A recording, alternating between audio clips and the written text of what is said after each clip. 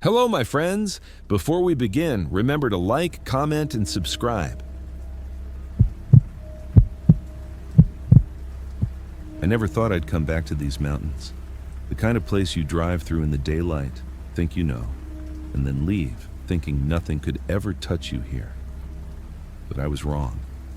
Deep Appalachia has a way of twisting your sense of reality, of taking familiar landscapes and turning them into a nightmare. I should have listened to the locals when they said, some places in these hills don't want visitors. It started with the road. The GPS led me to a narrow, twisting path through dense forest, the kind where the sunlight barely hits the ground. I was chasing a story, as I always do, some small-town mystery nobody talks about outside a few barroom whispers.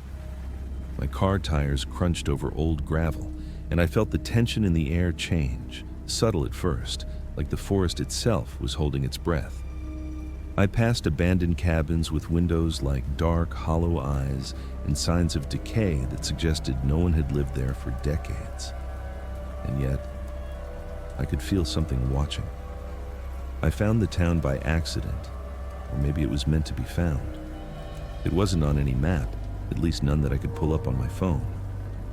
The first thing I noticed was how quiet it was. No cars, no dogs barking, no distant sounds of people living their lives.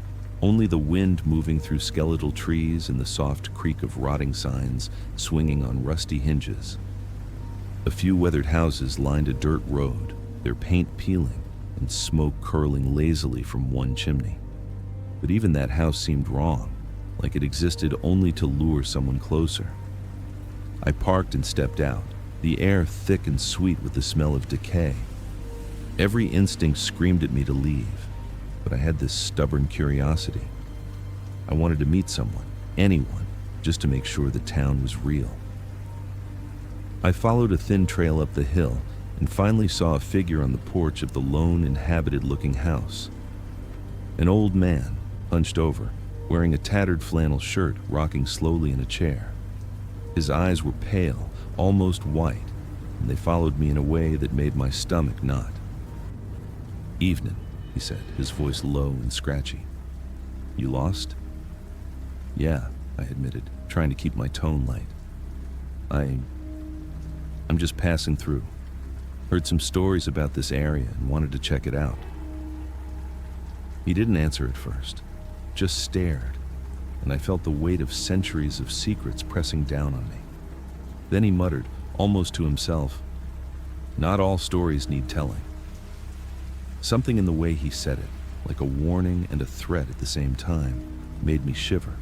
But before I could respond, the sound of footsteps echoed behind me. I turned, but there was no one there. The forest seemed to ripple, like shadows were moving against the natural flow of the light. And that's when I saw them. Figures, thin and elongated, slipping between the trees. At first, I thought it was some trick of the light, branches casting weird shapes. But they moved too fluidly, too deliberately, and their eyes, black, endless voids, locked on me. Panic surged. I tried to call out, but my voice felt swallowed by the wind. The old man on the porch chuckled, softly at first, then louder, a sound that scraped across my nerves. "Can't run from what's meant to find you," he said. I spun and ran back to my car, heart hammering, but the road had changed. Where there had been clear gravel moments before, now there was thick mud and gnarled roots rising like fingers from the ground. My car refused to start, the engine coughing and dying as if the forest itself had its hand on the ignition. I was trapped. The figures moved closer, silent except for the occasional snap of a twig, the air around me growing colder, heavier. I backed into the shadow of a nearby cabin, trying to make sense of what I was seeing. They weren't human, not entirely. Their limbs bent at unnatural angles, their faces stretched into grimaces that seemed painted on, their movements jerky but precise. One of them tilted its head toward me, and I could swear it smiled.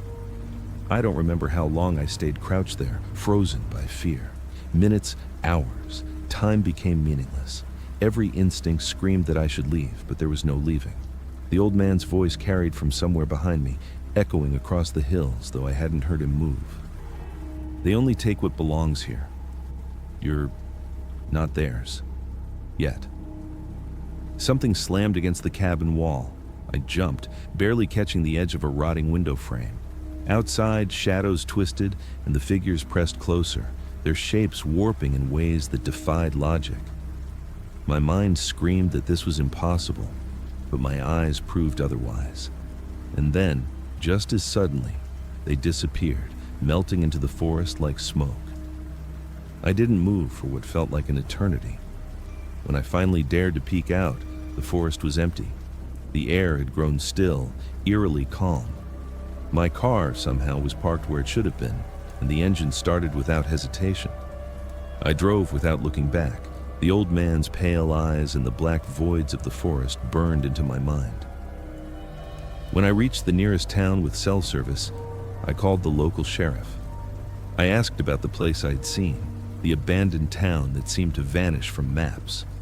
The man on the phone laughed, a warm, ordinary sound that made my stomach drop even further. "Deep Appalachia?" he said. "Ain't no town there. Not on any map, not on any record. Just hills. Folks talk about it sometimes. Crazy stories, mostly old legends about wanderers who get lost and the woods taking them. That's all." I wanted to laugh, shake it off as some overactive imagination fueled by isolation. But I couldn't. Not after what I saw. And I know, somewhere deep in those hills, the old man and his figures still wait, watching, knowing.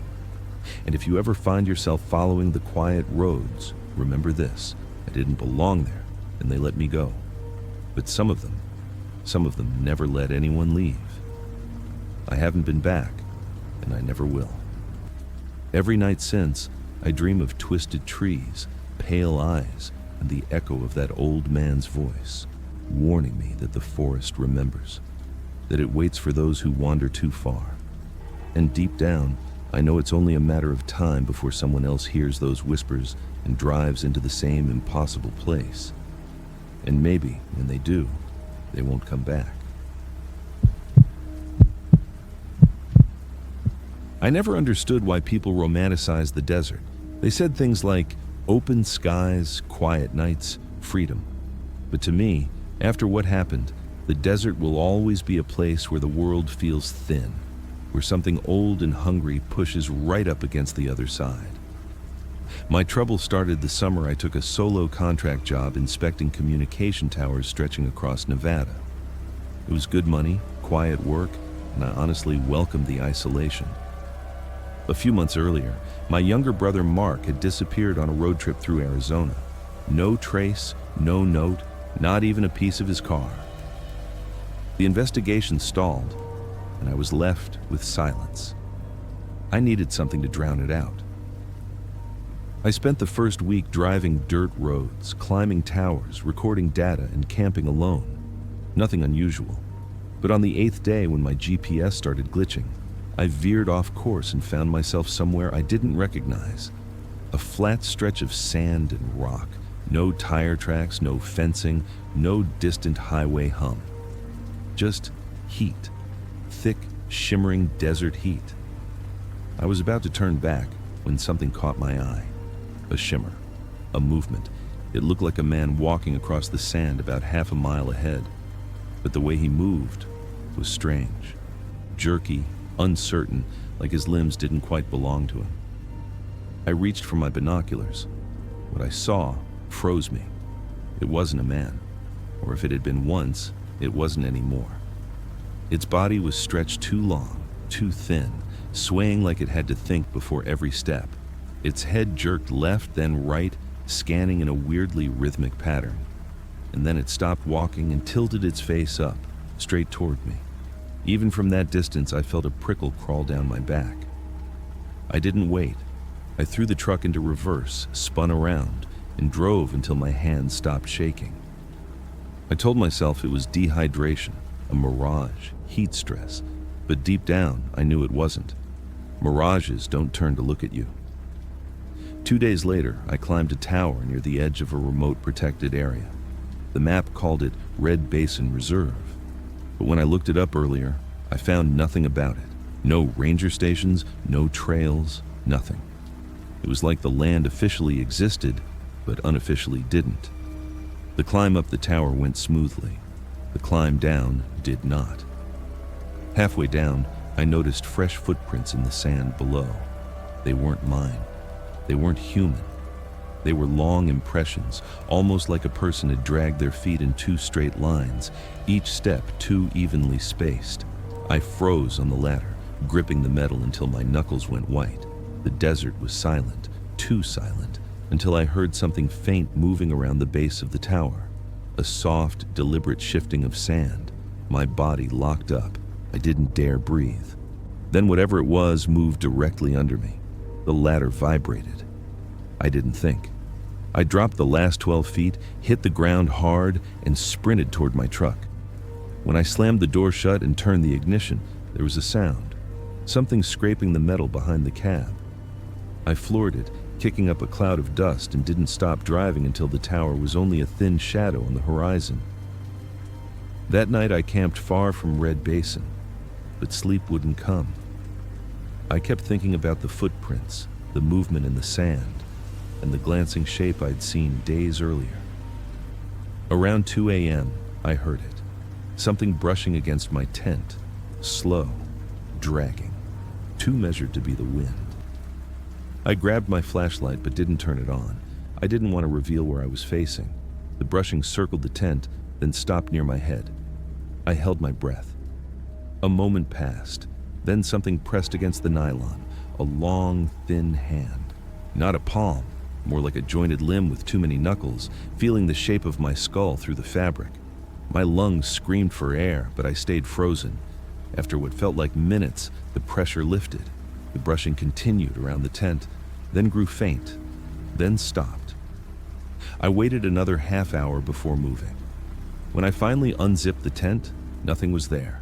No footprints, no tracks, just undisturbed sand. That's when I started to wonder if whatever it was avoided leaving tracks when it didn't want to be seen.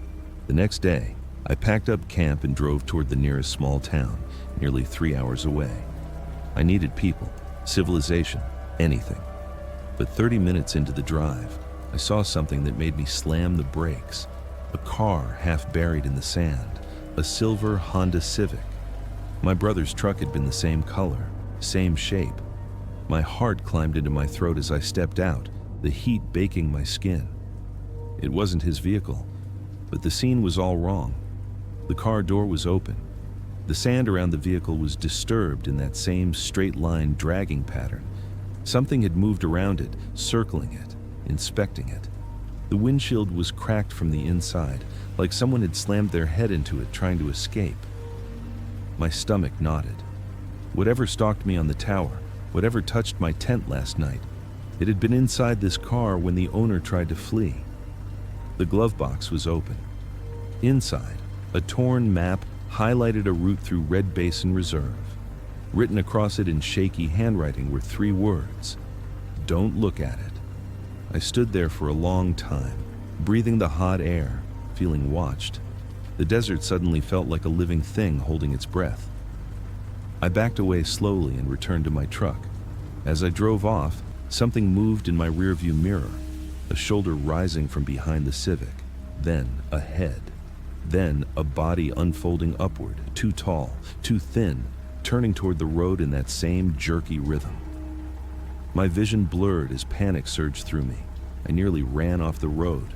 It was following me. I didn't stop driving until I reached a tiny gas station marked Eagle Dust Stop. It looked abandoned except for an old Navajo man leaning against the shade of the building. His eyes tracked my truck as I pulled in, his expression tightening. "You came from the west," he said before I even opened my door. I nodded. "You saw it." Not a question, a statement. I swallowed hard. I think something's out there." He looked back toward the endless stretch of desert and shook his head. "Not something. Not anymore." His voice was gravelly, warm. This land wasn't meant for us, not for anyone. Before there were borders, before towns and roads, my ancestors called that place the Thin Stretch. where the skin between worlds wears too small and something from the other side can slip in. I felt a chill despite the heat. What does it want? He met my eyes. To become you. Become me? It watches, learns, mimics, poorly at first, but it gets better the longer it stares. When it knows enough, when it understands how to wear you, it takes you, leaves nothing behind. My stomach twisted. Has anyone escaped it? No one who saw its full face ever did. My hands trembled. My brother disappeared near here months ago. Do you think? The old man raised a hand sharply. If it took him, you cannot help him. The only reason you're alive is because it has not finished understanding you yet. Something moved behind the gas station. Not the creature, the sun shifting, a shadow, but I still jumped. Go, he said. Drive east. Don't look back. Don't stop until the land rises and the air cools. If you feel it watching you, which you will, keep going. It cannot follow you past the foothills. Why? Too much life there. Too many eyes. He reached into his pocket and pulled out a small pouch, tying it around my wrist. This won't stop it, but it will make it harder for it to copy you. I thanked him and got into my truck. As I pulled out of the lot, the man didn't wave or nod. He simply closed his eyes, like he already knew what would happen next. For the first hour, nothing. Then I felt it. That prickling awareness, that pressure in the air. I checked the mirror against the old man's warning. I shouldn't have looked. About a quarter mile behind me, something moved across the sand in a straight line, fast and smooth like it wasn't touching the ground. Long limbs trailing, head jerking in sharp angles, always tilting toward me. A cold sweat broke across my body. I pressed the accelerator so hard my foot cramped. The truck roared, engine straining. But every few minutes when I forced myself not to check, I still sensed it, closing the distance. At one point I swear I heard something like my name being whispered, not from outside the truck, from inside my head. It wasn't a voice, it was a copy of a voice, my voice. I nearly blacked out. Hours passed. The land finally began to rise. The air thinned and cooled. The desert fell behind me. And slowly, so slowly I barely noticed, the pressure eased. The feeling of being watched faded. When I reached a small mountain town, I pulled into a diner parking lot and immediately slumped over the wheel, shaking violently. I don't remember falling asleep, but I woke to someone tapping on the window, a police officer. "You okay, sir? You've been parked here since before dawn." I blinked. "What time is it?" "Almost noon." Noon. I'd slept for nearly 10 hours. I nodded, trying to gather myself. The officer gave an understanding look and walked away. I felt safe, really safe, for the first time in days. The next week I quit my job and went back home. But I never forgot the desert, or the tower, or the thing that pressed its hand against my tent. I never forgot the old man's warning either. And I wouldn't be telling this story now if everything had ended there. 2 nights ago, as I sat alone in my living room, I caught movement through the window. A tall silhouette standing perfectly still across the street. Too still. Watching my house. My heart began to hammer. I turned off the lights and crouched low, staring through a gap in the curtains. The figure didn't move for a long time. Then, slowly, its head tilted at an angle no human spine could manage. It was the same jagged tilt I had seen in the desert. My breath froze in my throat. The old man told me it couldn't follow me into the foothills. But I'm not in the foothills anymore. And I think it learned enough about me. Last night I heard something move in my hallway. Long, slow steps, almost confident, almost practiced, like it had finally learned how to walk the way I do. I'm writing this now with the door locked, but the footsteps stopped outside my room 10 minutes ago. It hasn't tried the handle yet. I don't know if it's waiting for me to stop typing or breathing or hoping I'll be stupid enough to open the door myself. But I do know one thing. Whatever is standing on the other side of this door looks exactly like me now. And when it wears me fully, no one will ever know the difference. New York never sleeps. That's what they tell you. What they don't tell you is that sometimes the city pretends to sleep, and if you're still awake when that happens, you notice things you were never meant to see. I moved to New York in late October, right when the air turns sharp and the sidewalks fill with dead leaves and cigarette butts. I got a studio apartment in Upper Manhattan, cheap by New York standards, suspiciously cheap if I'm being honest. The landlord avoided eye contact when he handed me the keys. He kept saying, "If anything feels off, it's probably the pipes." At the time, I laughed. I wouldn't laugh now. The first week was normal enough. Loud neighbors, sirens at all hours, the low, constant hum of traffic vibrating through the walls. The city felt alive, restless, comforting in its chaos.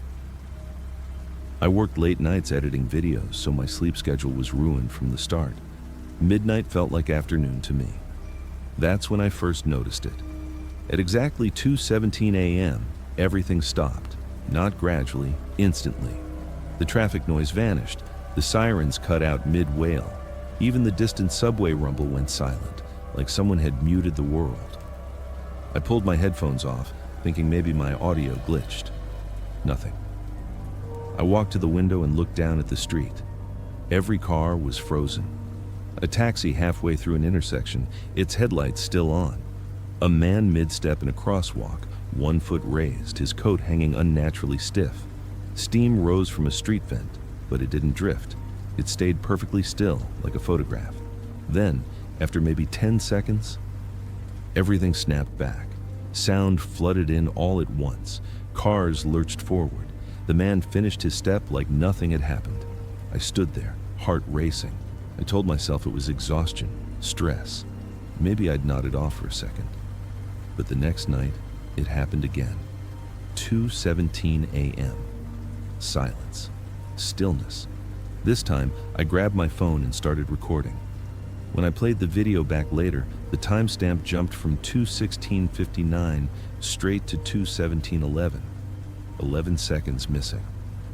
The video itself was worse. The street looked normal, but I wasn't there. The reflection in my window was gone. Where I should have been standing, there was only darkness, like the glass reflected an empty room. That was the first moment I felt real fear.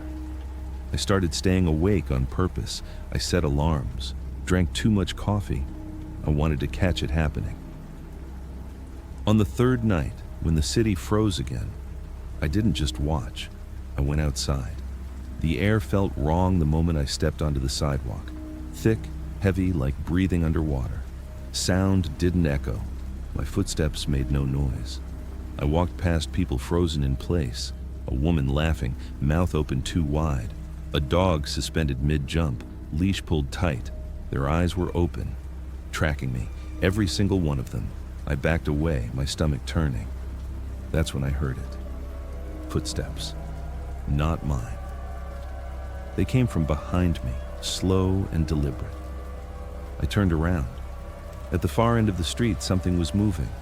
It wore the shape of a person, tall, thin, dressed in dark clothes that didn't quite hold their form. Its head tilted too far to one side, like it was curious about how humans balance their skulls. It was walking normally, through a frozen world. Panic hit me all at once. I ran, or tried to. My legs felt heavy, like the air itself resisted me. The thing didn't chase, it followed, always the same distance away, never rushing, never stopping. I ducked into my building and slammed my apartment door shut. The moment the clock hit 2:17:11, sound crashed back into existence. I collapsed on the floor, shaking. The next morning, I checked the news. Nothing. No reports of blackouts, no mention of time gaps, just another normal New York day. Except my neighbor across the hall was gone. The door was open. Inside, the apartment was empty. No furniture, no dust outlines, no signs anyone had ever lived there. Like the space had been erased. I asked the landlord. He stared at me for a long time before saying, "That unit's been vacant for years." I knew that was a lie. Things escalated quickly after that.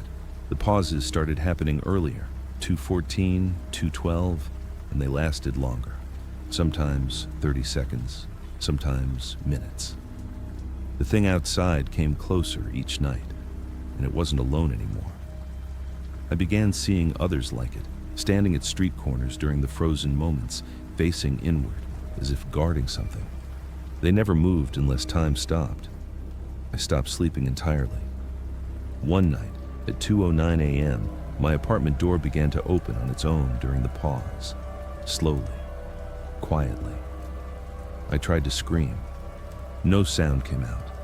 A figure stepped inside. This one looked more familiar. It had my face, not perfectly. The eyes were too dark, the smile stretched just a little too wide, but it was me, or something pretending very hard to be. It leaned close and whispered, though there was still no sound. The words appeared directly in my head. "You noticed. That was the mistake." I shook my head, tears streaming down my face. It reached out and pressed 2 fingers against my chest. I felt cold spread through me, deep and sharp. "New York is layered," it said. "Most people only live in one version. Sometimes the layers slip." It tilted its head, studying me like an object. "You slipped through." When time restarted, I woke up on my bed. Days passed, or maybe weeks. I'm not sure anymore. The pauses became permanent. The city no longer comes back. I walk through silent streets now, surrounded by frozen people who never blink. The sky above New York is stuck in a gray half-dawn, like the sun forgot how to rise. The figures watch me constantly. Sometimes I catch my reflection in windows, and it moves when I don't. I think I understand now. New York didn't break. I did. Or maybe I'm the replacement. Because last night, at 2:17 a.m., time moved again, just for a moment. I saw people walking, living, laughing, and I was the one standing still. If you're reading this, if you're in New York, if the city ever goes quiet all at once, don't go outside. And whatever you do, don't notice too much. Something went wrong, and it's learning how to fix itself. I should have known something was off the moment the calendar flipped to December 31st. My apartment felt colder than usual, though the heater hummed in the background. The city outside sparkled with the usual chaos, fireworks, honking cars, and the deafening cheer of people counting down the final seconds of the year. But inside my apartment, it was silent. Too silent. I had planned a quiet New Year's Eve for myself. No crowded parties, no awkward small talk. Just me, a bottle of cheap champagne, and a stack of horror movies to carry me into the next year. It was supposed to be comforting, familiar. But as the evening wore on, a creeping unease settled over me, like a shadow inching along the walls. It started with small things. A flicker of the lights when I poured my first glass of champagne, a whisper of static on the TV even though it was off. I told myself it was nothing, just my imagination. But then the first knock came, a soft, deliberate rapping at the door. I froze, glass in hand, heart skipping a beat. It was late, and I hadn't invited anyone. My apartment building was mostly empty. Everyone else had gone home or to parties. "Hello?" I called, trying to keep my voice steady. No answer, only silence. I shrugged it off. Probably some kid playing tricks or the wind. Yet the feeling didn't leave me. It grew heavier, more pressing, like someone, or something, was breathing just outside. Hours passed, the city's fireworks echoing faintly in the distance. I tried to distract myself, watching movies, checking my phone, scrolling through social media. The clock ticked closer to midnight, and with it, my unease deepened. That's when I heard it. The sound of laughter, low and guttural, echoing from the hallway. Not the playful kind, but something harsh, animalistic. I froze, straining to hear.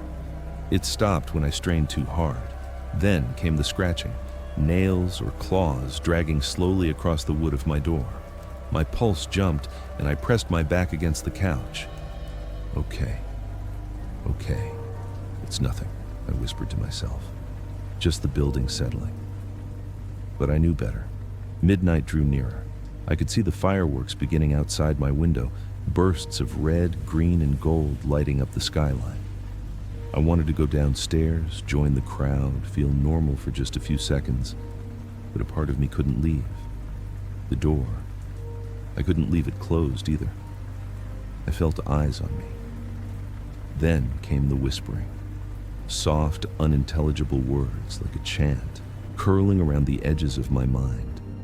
I couldn't make out the language, but the tone was sharp, malicious, pulling at something deep inside me.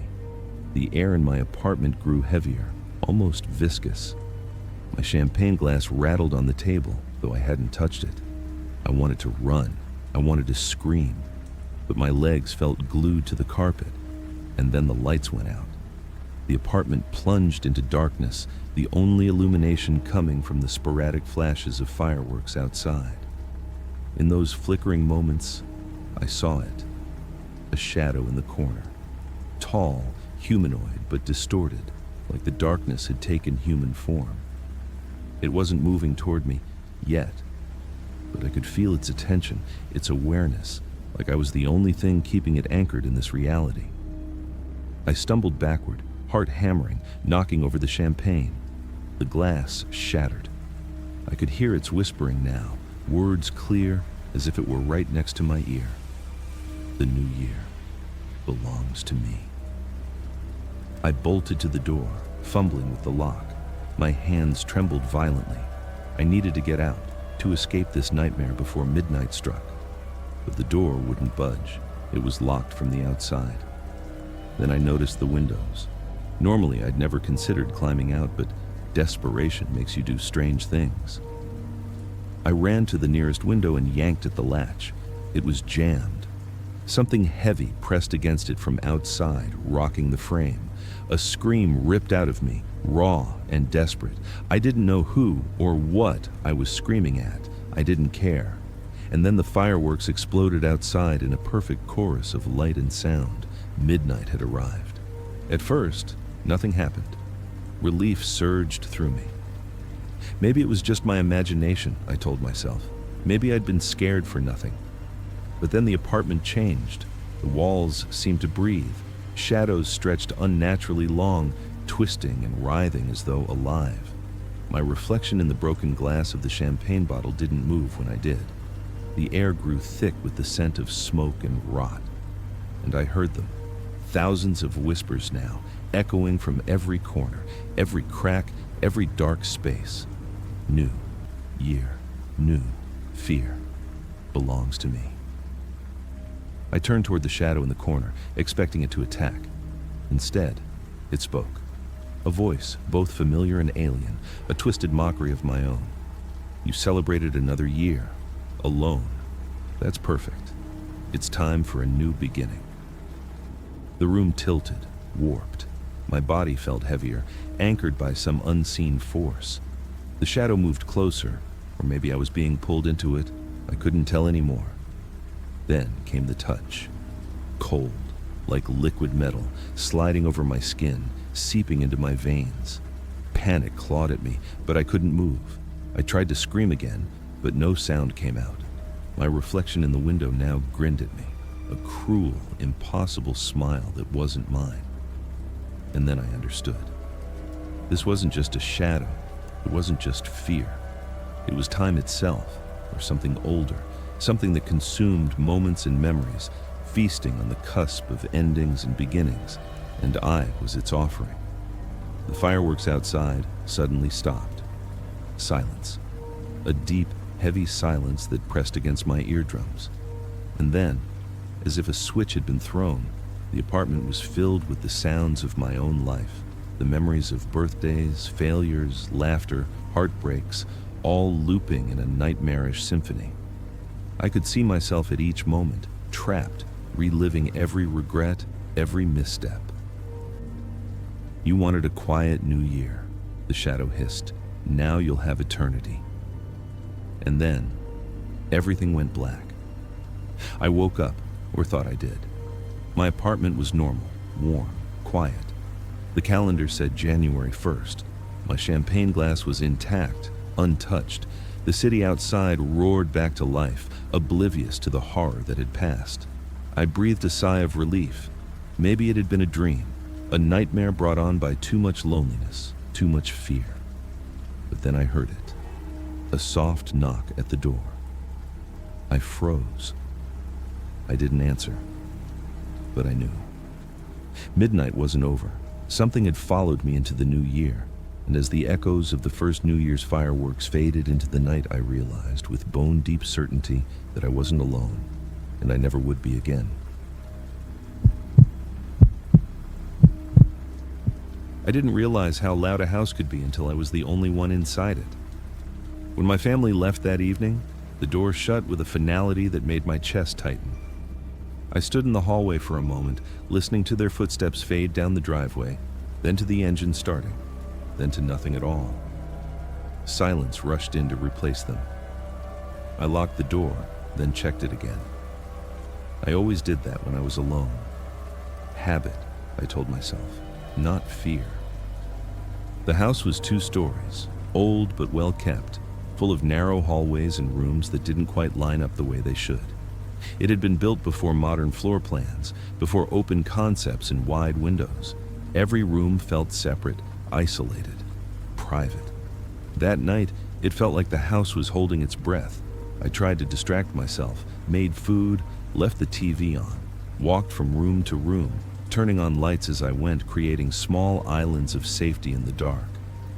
Still, I kept glancing over my shoulder.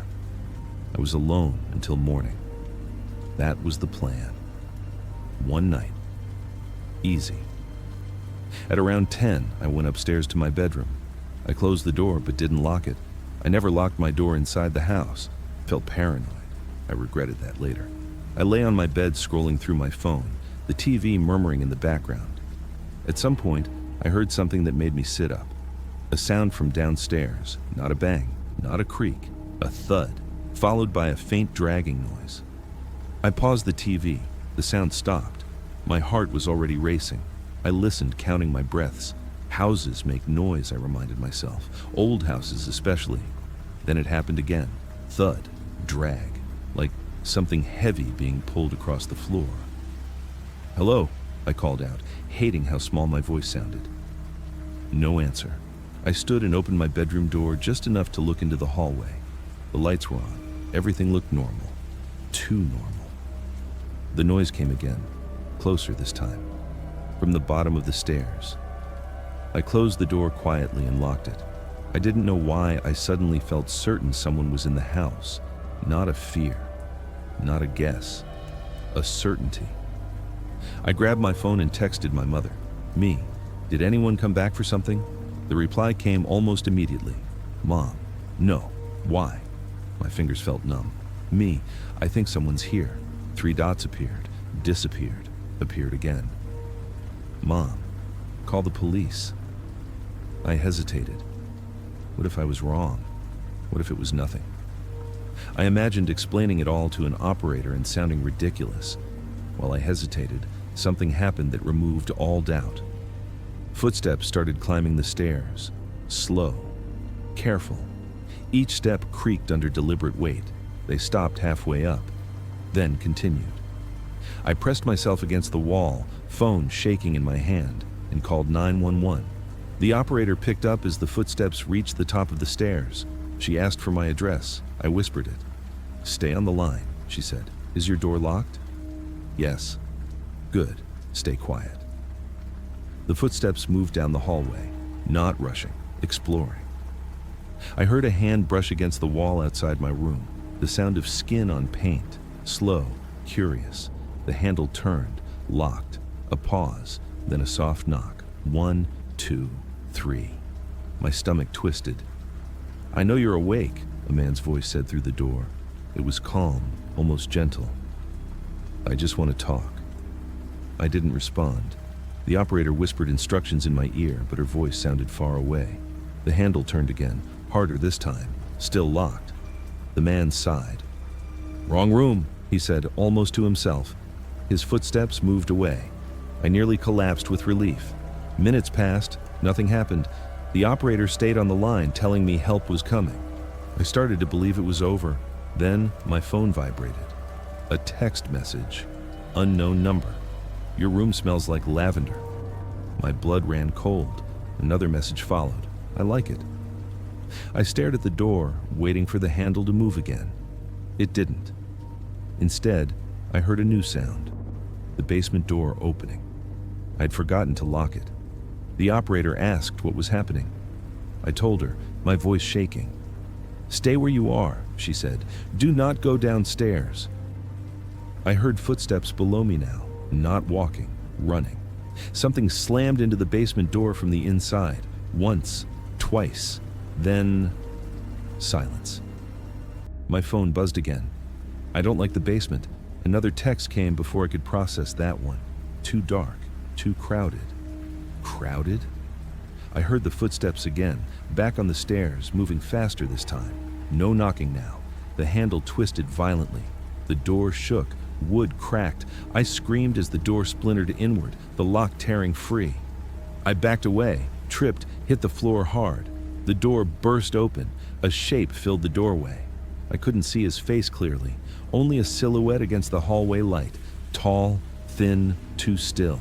He tilted his head, studying me. "I told you I just wanted to talk," he said. Sirens wailed outside. The man's head snapped toward the window. He smiled. "I'll see you again." Then he was gone. Police arrived moments later. They searched the house, the basement, the yard. They found nothing. No signs of forced entry, no fingerprints, no evidence anyone had ever been there. They told me I'd locked the basement door. I hadn't. They told me stress can cause hallucinations. It wasn't stress. Because weeks later, after my family moved out of that house, I found something in my phone. A draft text, time-stamped for that night. A message I never remembered typing. It said, "I'm home." I've been driving trucks for almost 20 years, and I've always prided myself on keeping my cool behind the wheel. Night runs are my favorite. Quiet highways, the hum of the engine, nothing but the road ahead. But there's a night I'll never forget. A night where the familiar became something unrecognizable. And I realized that some roads you shouldn't drive. It started like any other night. I was hauling a refrigerated shipment from Indiana to North Dakota, a straight shot through empty stretches of interstate, miles of nothing but trees and black asphalt. My dispatcher had called late in the afternoon, voice clipped, urgent. "Pickups at the old Miller lot, Route 82, midnight, sharp, priority load, don't be late." I raised an eyebrow. I'd been down that route plenty of times. The Miller lot had been abandoned for years. Trucks rusted in the gravel, weeds growing through the cracks, but the paperwork checked out. I shrugged, thinking maybe the company was still using it for temporary storage. Midnight wasn't far off, and I liked the long drive. The sky was an inky black when I arrived, moonless. Only my headlights illuminated the lot, reflecting off the frost-coated gravel. I parked beside the trailer, keys in hand, and stepped out. The air smelled like decay and metal, cold enough to sting my lungs. No one was there, not a single worker, not a single light except for a flickering bulb above the lot's entrance. I walked to the trailer, a refrigerated unit that looked newer than the lot itself. Smooth metal, clean hinges, strangely out of place. As I opened it, the freezer door groaned like it had a voice of its own. Inside, a single crate sat in the center, heavy-looking, sealed tight. I squinted through the faint light and noticed scratches along the wood. Fresh scratches. I shrugged, muttering to myself, "Probably rats." But as I stepped back, I thought I saw movement inside the crate, like a shadow shifting. I blinked. Nothing. I shook my head and loaded the trailer onto my truck. No matter what, I wanted to get out of that place. The engine roared to life, and I eased onto Route 82. The night was quiet. Too quiet. The usual hum of distant traffic, the occasional coyote's howl, were gone. Even the wind seemed to avoid me. I glanced at the GPS. It was acting strangely, the route twisting in ways I didn't remember. But maybe it was a glitch. Fatigue can do that. Hours passed. My eyes were heavy, but I kept going. That's when I first heard it. A whisper. Faint, barely audible, but unmistakable. Drive. Don't stop. I slammed a hand to the horn. Nothing. My heart was pounding. I scanned the mirrors. Empty highway. Fog had rolled in thick, hugging the ground, creeping around my tires like liquid. I told myself it was my imagination. I've seen fog do weird things before. Keep driving. Then came the shadows. They weren't trees or road signs. They were figures, human-like but wrong. Limbs too long, heads tilting at impossible angles, standing at the edge of the road yet moving with me, keeping pace. My breath came in shallow bursts. I gripped the steering wheel, praying they weren't real. The crate in the trailer rattled violently. I yelped, swerving slightly. Something was inside, something alive, clawing at the wood, trying to get out. I slammed my hands against the wheel. The shadows multiplied, now crossing the road in front of me, then disappearing. The fog thickened, swallowing the road behind me. I tried the radio. Dead. Phone? No signal. Panic clawed at me. The road stretched endlessly, twisting into impossible angles. Signs that should have indicated mile markers were blank, replaced with symbols I didn't recognize. The night was alive, watching, waiting. Then the whisper became louder, harsher, echoing in the cab. Drive, or we take you. I slammed my foot on the accelerator. The truck lunged forward. Tires screamed against the asphalt, but the road itself seemed to stretch endlessly. The figures followed, skimming just outside the beam of my headlights, faceless, silent, relentless. The crate shifted again, heavier this time. I swerved to avoid a shadow in the road, and the truck fishtailed. My heart was in my throat. I could hear scratching now, nails on metal inside the trailer. I knew if I stopped, whatever was inside would get me. Minutes, or maybe hours, later, I saw a faint light up ahead. A gas station? Impossible. I'd been on this stretch for what felt like an eternity, but as I approached, the shadows receded, the fog thinning slightly. Relief washed over me, brief and fleeting. I pulled into the lot, breath shaking, hands slick with sweat.